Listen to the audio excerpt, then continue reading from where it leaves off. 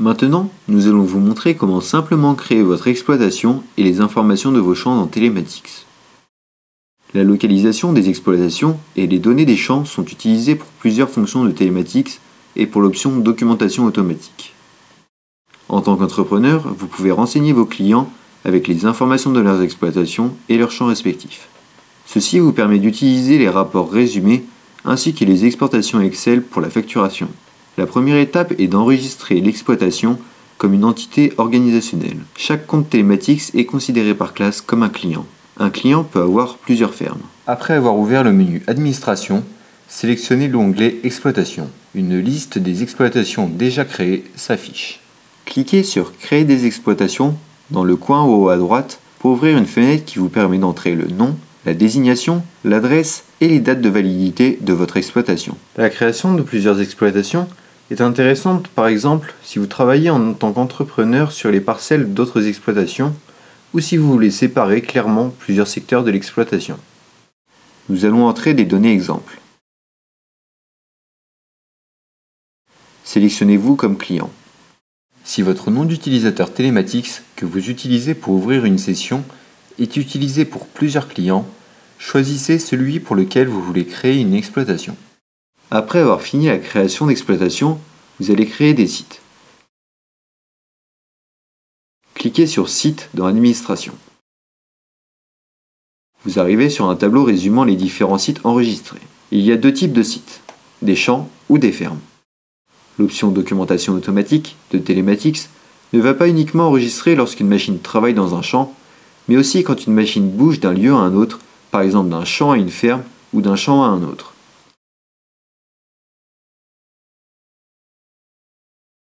Si vous renseignez par exemple des silos, fossalisiers ou autres lieux de l'exploitation, le système est capable de créer des journaux des trajets du champ au silo, dès lors que la zone est assez grande pour être reconnue. Le système ne va pas faire de documentation si des sites se chevauchent. Si vous utilisez déjà un système de gestion d'exploitation, vous pouvez importer les données dans Telematics dans différents formats. Vous pouvez utiliser le format le plus courant, le format Shape, qui est utilisé pour partager des données géoréférencées. Le système accepte également le format KML qui est généré par Google Earth. Utilisez l'assistant d'importation pour faciliter l'opération, sélectionnez les fichiers correspondants et téléchargez-les. L'assistant contrôle les fichiers téléchargés et s'assure qu'il n'y a pas d'erreur. Il vous aide à enregistrer les champs de données corrects pour le nom de la localisation ainsi que les dimensions officielles de la parcelle. Vous pouvez sinon utiliser la carte Telematics et dessiner manuellement les bordures du champ. Pour ce faire, sélectionnez Nouveau dans le cadre Indiquer le site en haut à droite de l'écran et tracez les bordures sur la carte.